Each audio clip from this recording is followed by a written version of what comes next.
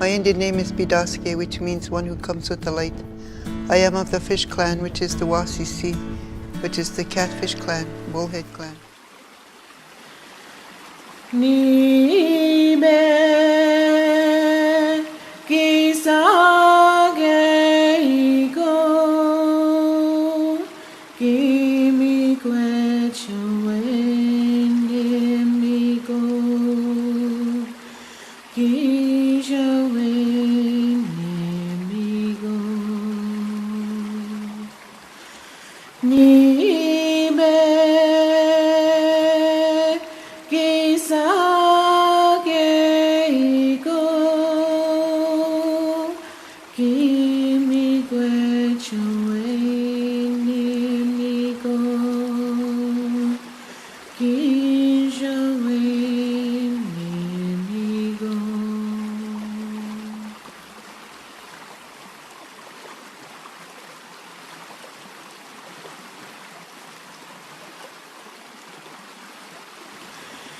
Nibe kisage iko kimi kwecho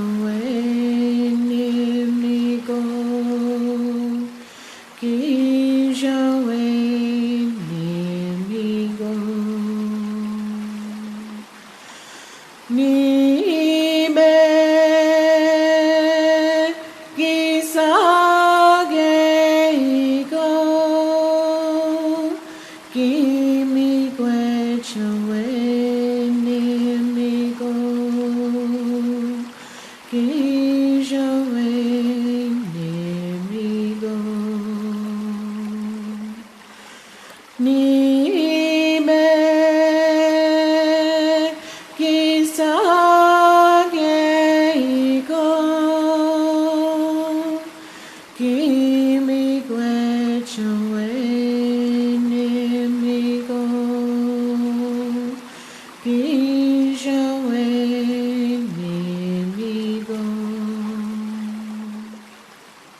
Wonderful experience of being with you and understanding that you are part of our dream, part of our vision for the world, to change the way of thinking. It is very difficult when you see the waters how they're being affected, and especially when we walked around the lakes and we see the lakes how they're being so polluted, and the waters are going down. And the lakes are being, you see a lot more sand in the waters and a lot more rocks where they weren't there before, because of where is the water going? And we ask ourselves, where is this water going? Is it going up in the sky world? Where is it going? And so when we think about how we as human beings in how we look at things, we have to ask ourselves, what are we going to do about it? Much the same way as in the year 2000 when the vision came, or the prophecy came from our Grand Chief Eddie Benton Benet, when he said to us, 30 years from now, an ounce of water is going to cost as much as an ounce of gold. That was in the year 2000. 30 years from now is 2030. How far are we from the year 2030 when an ounce of water is going to cost as much as an ounce of gold? I carry a little flask of gold dust, and I see that it's worth $450 in today's cost. A little bit of sand. Can you imagine how much a little bit of that water is going to cost? $450 in the year 2030. And I think about that, and I think about the next generations of our people, not only the Anishinaabe people, but all of you. When you look at your generations, 2030, what are your children going to say? What are your grandchildren going to say? What did my grandparents do to protect the waters?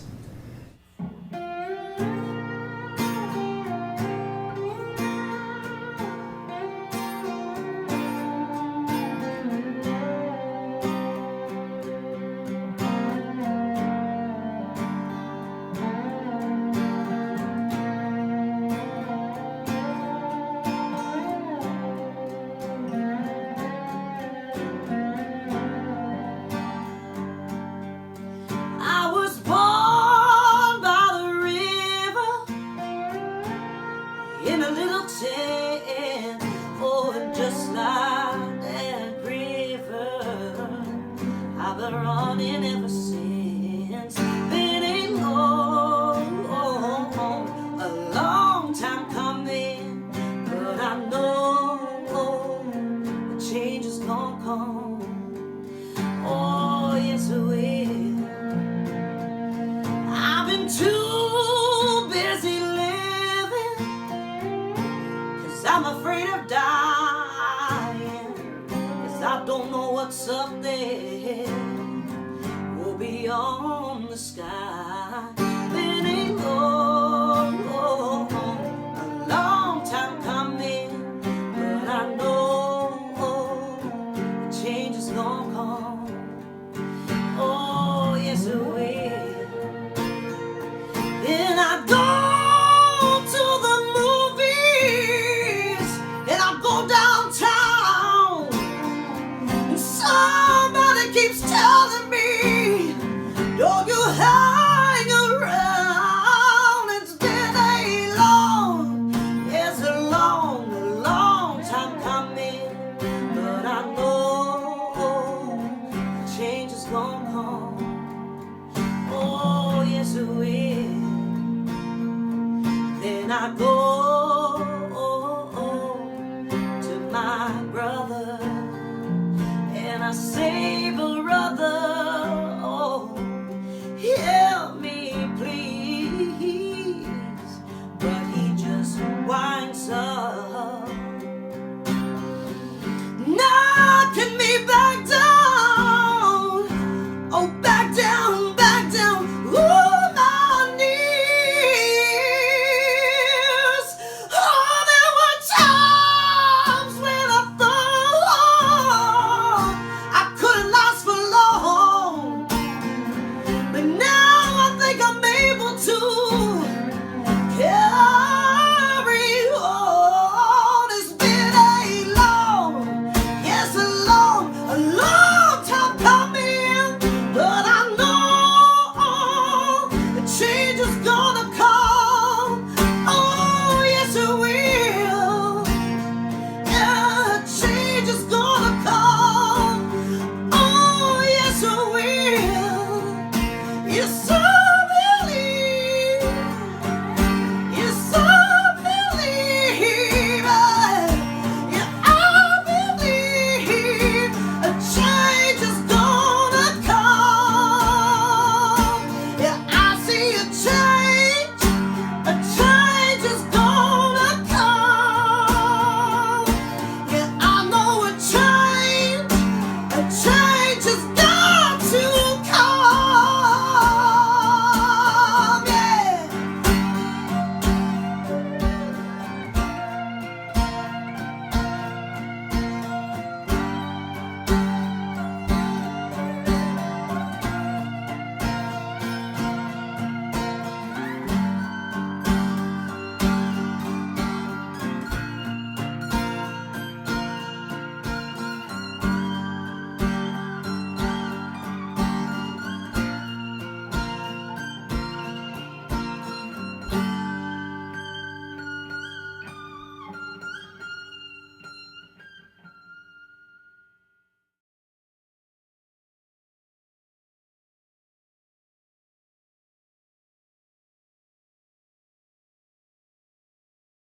Every lake that we walked was a reminder of our history of our people.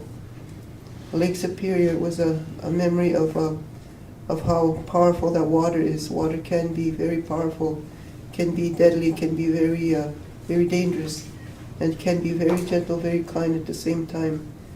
In the same way that women can be also very, very gentle, very kind, very nurturing, and yet very strong, very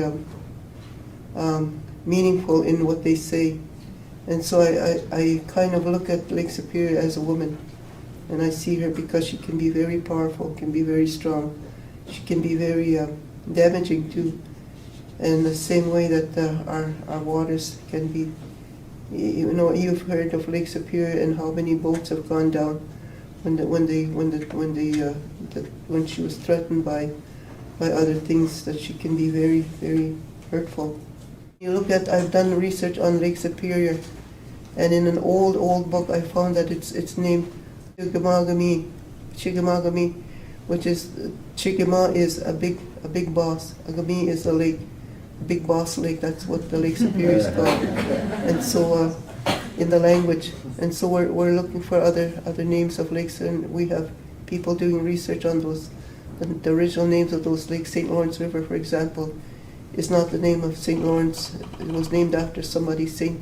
Lawrence. I don't know why he was given the name, why St. Lawrence was given the name of that water. There's got to be a name for that. So we're looking for research in that.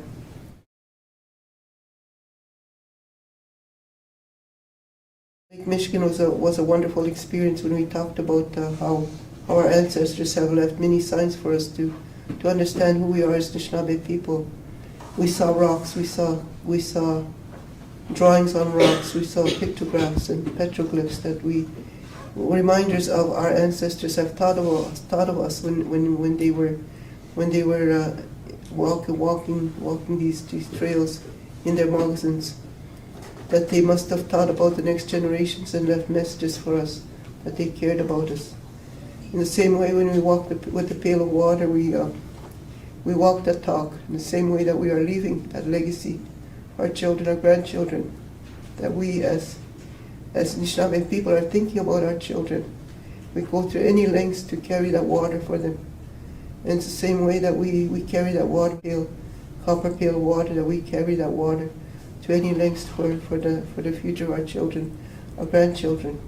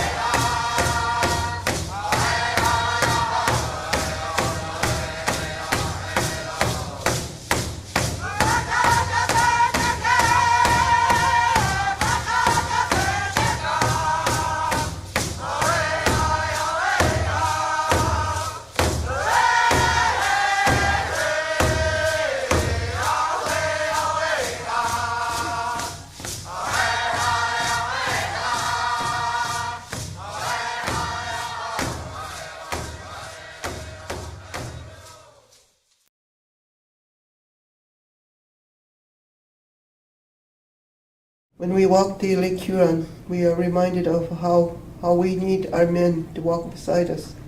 That for the 2 years that we walked, we only had one young man walk with us. And at that time when we walked Lake Huron, there was men coming with us, coming after us to help us carry the staff, eagle staff that we carried alone. After we talked to them about their role as caretakers of women, to walk beside the women, and not just to impregnate the women and walk away. They have a responsibility to be with them and help them in the work that we do as Anishinaabe, as water carriers. We are carriers of life. That we have a special role in our work that we do as Anishinaabe people. Women are carriers of life, and that we sometimes we see women who have 5 children alone, and many fathers of the children. That we have to understand that a man gives his seed to the woman, and then walks away. Another man comes and impregnates the seed to another woman, the same woman, and walks away. How many unwed mothers we see around our universe, in our reserves these days, that we have to honor ourselves as men and women, that we have a responsibility for each other. And so that is the message that we got when we walked Lake Huron. And the men were just coming out and helping us walk with the waters. That was very nice to see that. We understand that the water and the fire and the water have to work together. They are in union with our teachings about the fire and the water, the sun and the earth and the grandmother moon. There's many teachings there that we have to understand.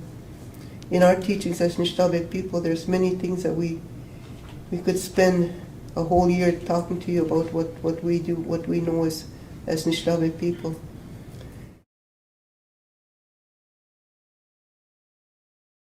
Lake Ontario, that was where we knew that science and the Anishinaabe way have to work together. We understood that Lake Ontario was very heavy at one point, and that's when we hit from New York, Ontario to New York after we crossed. The water became very heavy, and we don't know why our shoulders were really hurt, because we had the same amount of water we carried. A year later, I got an article of a newspaper sent to me, and the water was labeled heavy water by scientists because of the chemicals that were in that water. And so science and Anishinaabe people, we experienced that. We knew the water was heavy, and it took a scientist to tell people that it is heavy water, that there is a lot of chemicals in that water. And so we need to work together with science and Anishinaabe people to understand where we come from in terms of how we look at things, why we use the language in our cultures to understand life. Language is very important, that we understand why it's taken away from us. Our language has been taken away from us. When you look at the maps, there's no language in those maps. We have names for all those lakes, and we're attempting to find the names of all those lakes. And so when we think about how our language and our culture needs to be intermingled with the Anishinaabe way and the academics and the scientists and the politicians, we all need to work together in the work that we need to do about the waters and the pollution and all things that are happening to our environments. I'm a rock nobody can roll. They say I got a heart as solid as stone. I ain't lonely, just alone. Yeah, and I like it that way. I've been burned to ashes before. I don't play with matches no more. Keep those flames far from my door. The thrill is gone anyway. And then you come around and everything changes. My wheel gets weak, and the crazy thing is, all you do is smile, and there I go, showing my tender side, showing my tender side. I can walk and I can talk tough. I say that you can look, but that you better not touch. And I swear I've had it with love. Yeah, only fools fall for that. But then you come around and everything changes. My wheel gets weak, and the crazy thing is, all you do is smile, and there I go, showing my tender side, showing my tender side. And there's a part of me, the tender heart of me, that can't help but want to believe maybe you could be the one. 'Cause when you come around, everything changes. My wheel gets weak, and the crazy thing is, all you do is smile, and there I go, showing my tender side. I keep showing my tender side. I keep showing my tender side. Yeah, I'm showing my tender side. I'm a rock nobody can roll.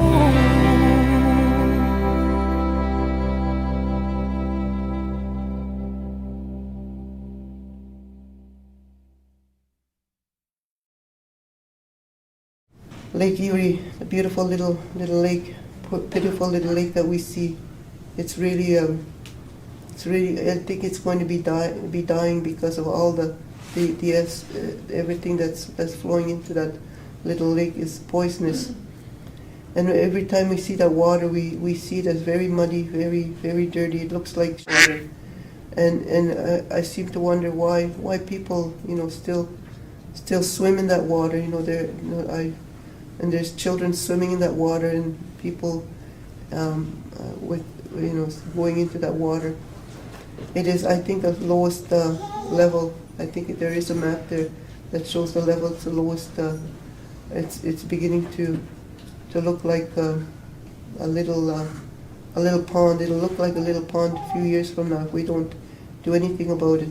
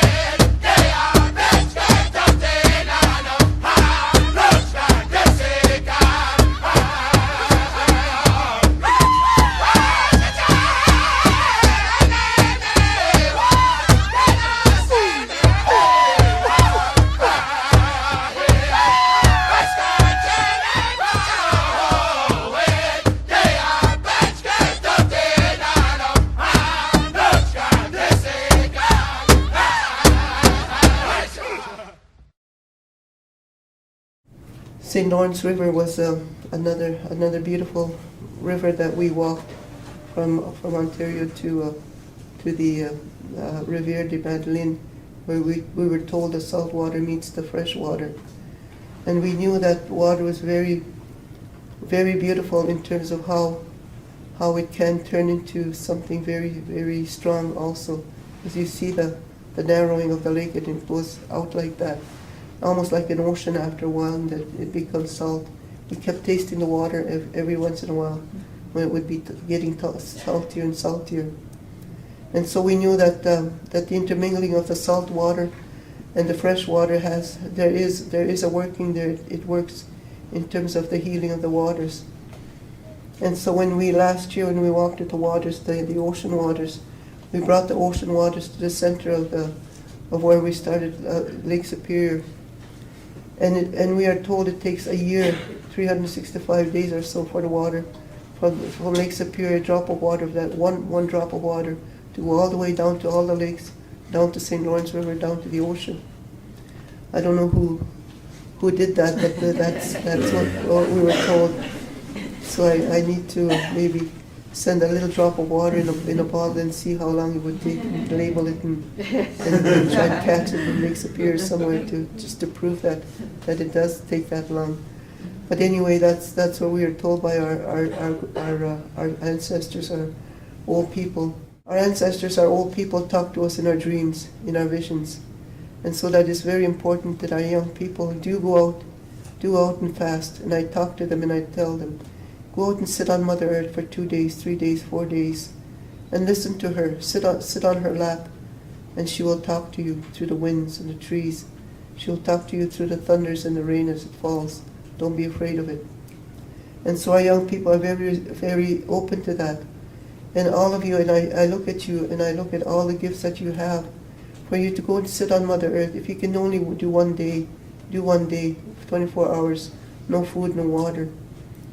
Can you imagine how much, if you do it 4 times a year, 4 days, 4 nights, how much less food you would use, how much less water you would use? And you'd really appreciate that first drink of water that you're given after a fast. You really appreciate that first food that is given to you. How much less garbage you generated, how much less water you used. And so knowing that, I tell the young people, I tell them that knowing that, you will begin to appreciate the water that you drink in the morning. And I mentioned to you every morning, I do that every morning. This morning I did that same thing. I lifted the water 4 times to the sky world, gave it to the water, gave the water to Mother Earth, and opened the window and I put some water out for her to have a drink before I took the drink. Then went down for breakfast. And so we begin to understand how much that water is so precious to us, how we all can work together and understand how it can be very, very helpful to us in our dreams and our visions. And to wake up to the universe, wake up to understand her as she is, and wake up to the elements of our energies from the universe.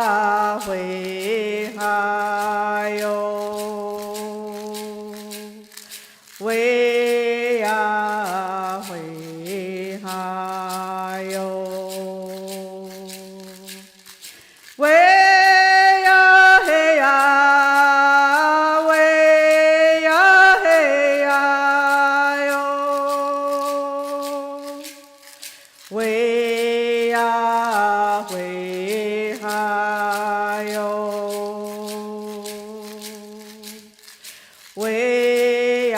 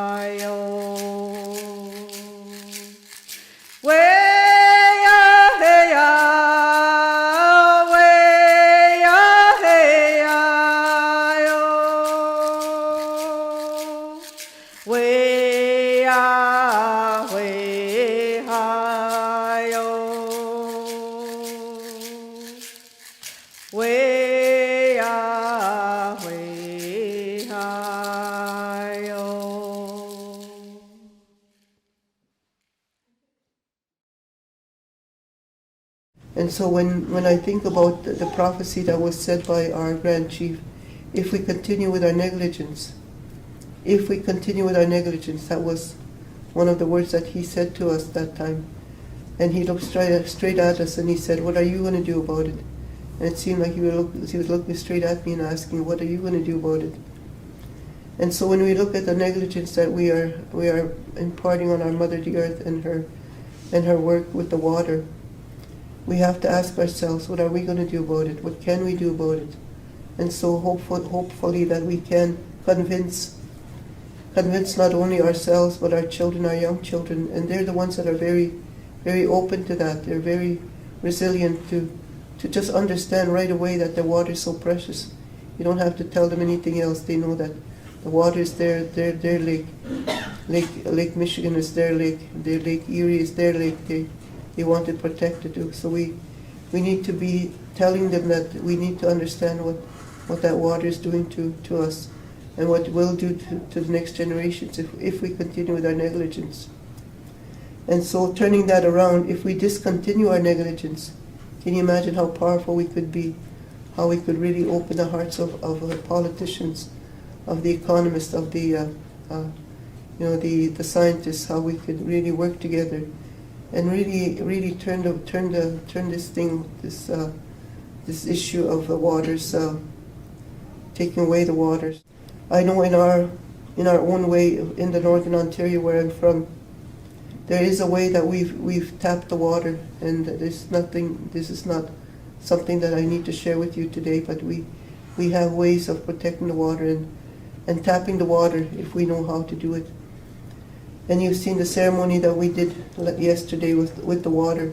There's ways that we can pray for the water, and I've looked at the water in that bowl there. It's starting to clear. The top is clearing up.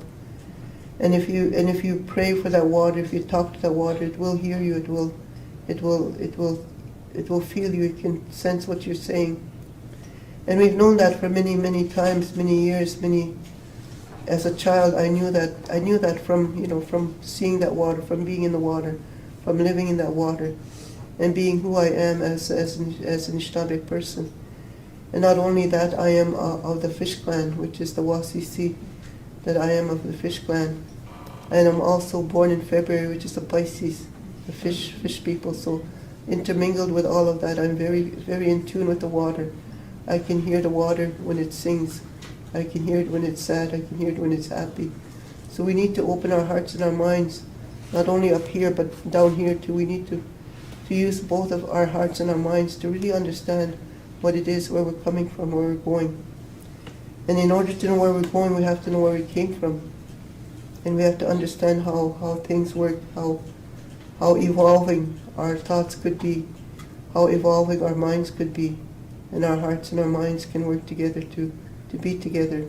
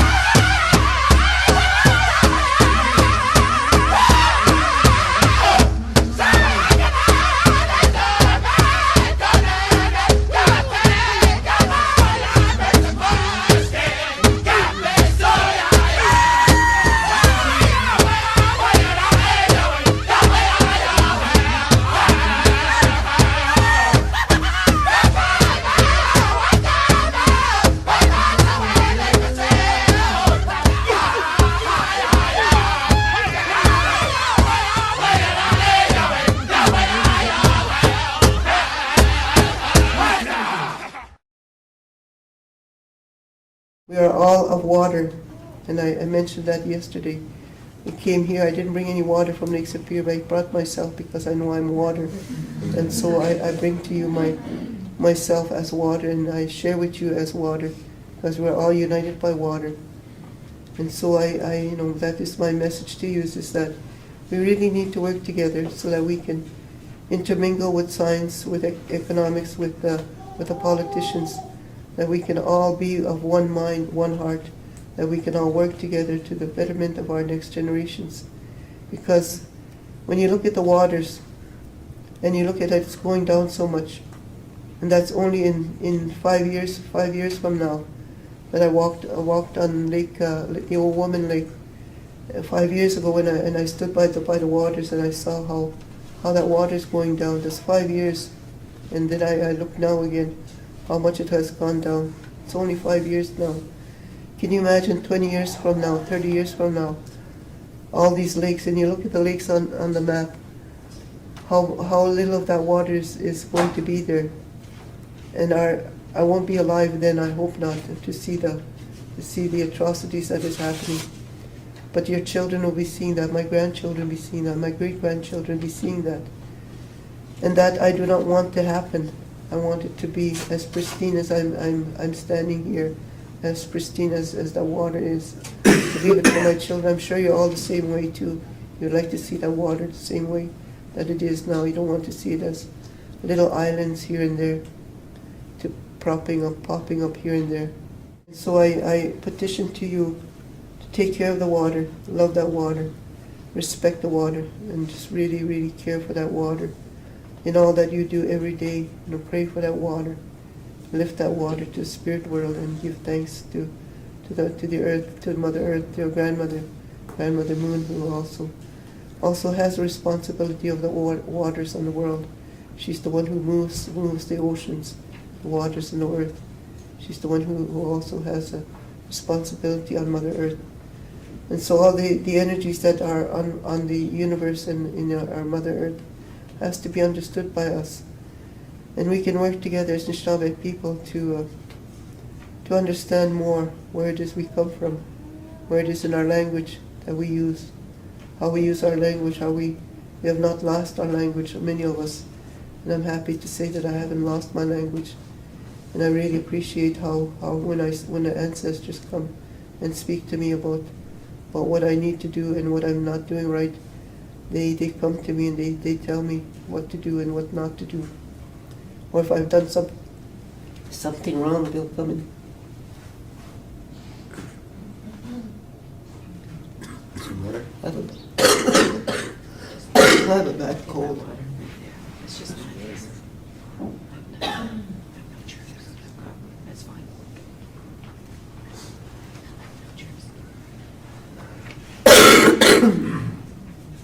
I have a bad cold and the air is really dry.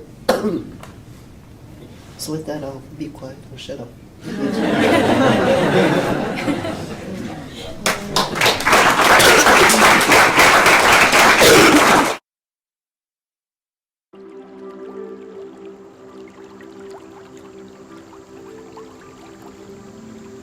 Granddaughter,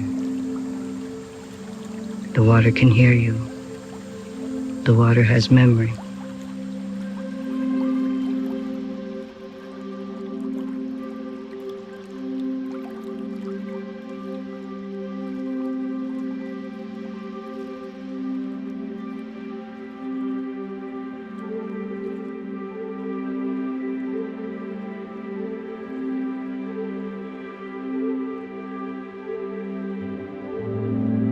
Nibi, Nibi, Wabo, Wabo, Endayan, Endayan.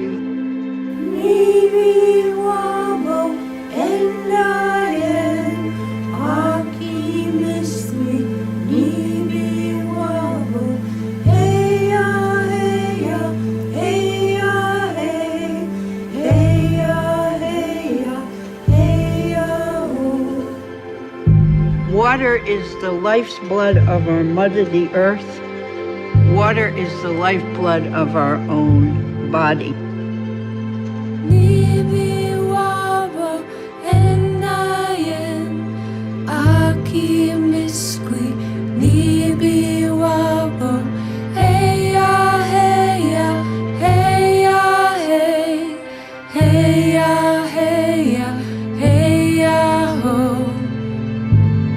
continue to pass on the knowledge that needs to be given unto the other generations. You are the keeper of the water.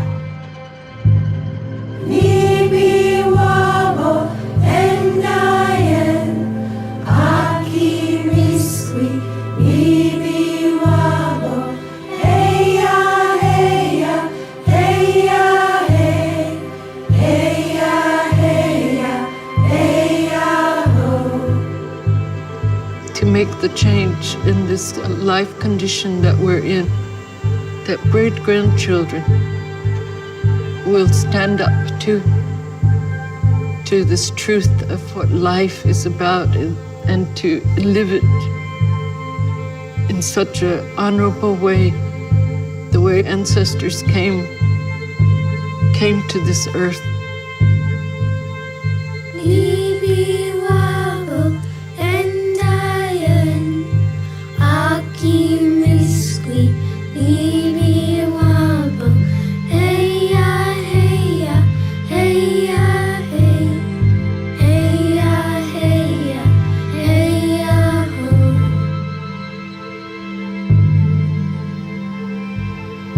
Each day when the sun rises, no matter how bad the day before might have been, there's a new chance for your hopes and dreams. And I say, Chimiigwech, thank you for singing the water song. Nibi wabo endayen aki miskwi nibi wabo